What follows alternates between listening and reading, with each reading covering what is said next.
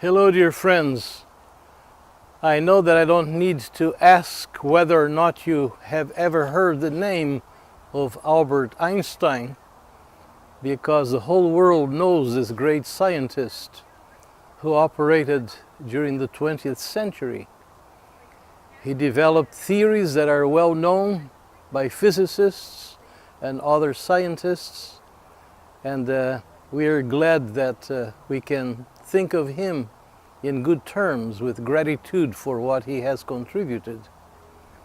I remember that many years ago, while both he and his wife were alive, they had a press conference after one of his speeches to a university or to another distinct group.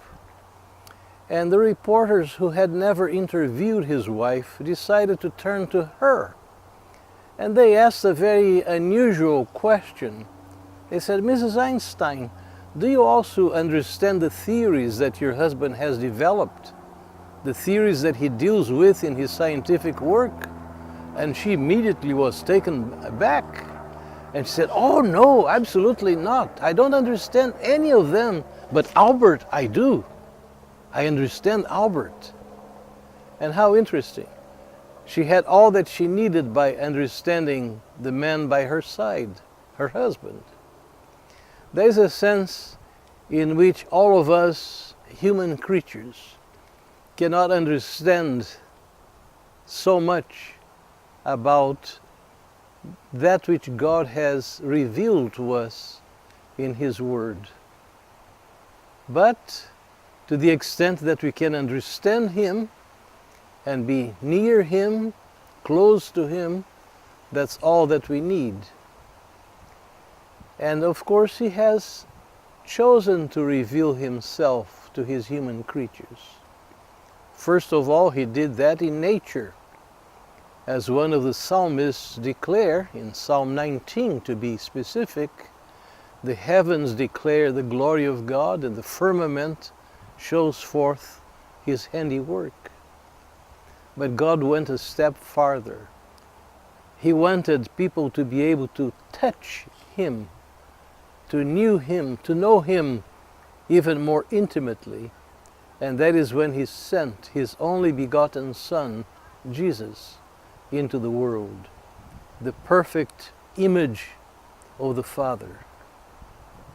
And of course, God decided to reveal Himself also in the pages of His holy word, the Bible, which we know divided into two testaments, the Old Testament and the New Testament, and that has become, for those who want to use it as such, a guide for this life, showing the pathway to the life to come. So, dear friends, even though we cannot say that we know God that well, we can come to know Him better and better through the different modes of His revelation, the different aspects whereby He revealed Himself to His human creatures.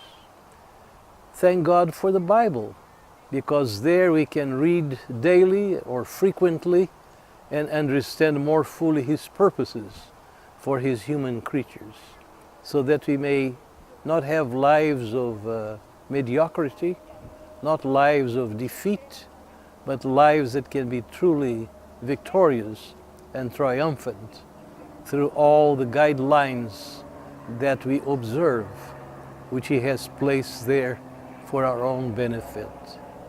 So think about it, consider more fully, and seek to learn more completely that which God has revealed of Himself for our own good in this world.